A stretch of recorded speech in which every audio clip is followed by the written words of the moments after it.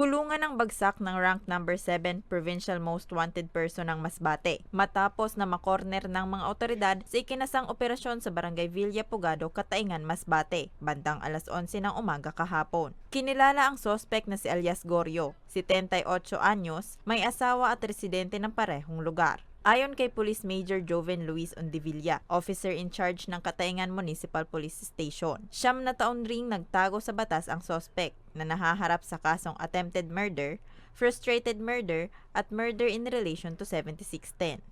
Ang nakuha po namin info, ito pong mga biktima is madami pong pinagkakautangan sa barangay nila.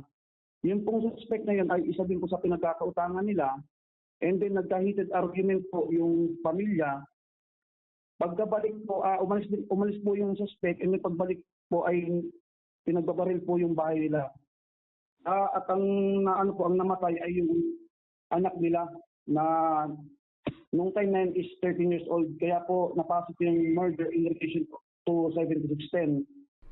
Inaresto ang sospek sa bisa ng warrant of arrest na ibinaba ni Honorable Arturo Clemente Reville, Judge ng Regional Trial Court Branch 49, 5th Judicial Region, Kataingan, Masbate. Ang tatlong kaso na po ay attempted murder, frustrated murder, and murder in relation to 7610 na inisyu ni Honorable Arturo Clemente Reville, na may recommended bail na 120,000, 200,000 at isang no bail recommended. Sa ngayon, nasa kustudiya pa ng Kataingan MPS ang sospek para sa kaukulang disposisyon. Para sa mga balitang Tatak Bicol, Rose Bilista.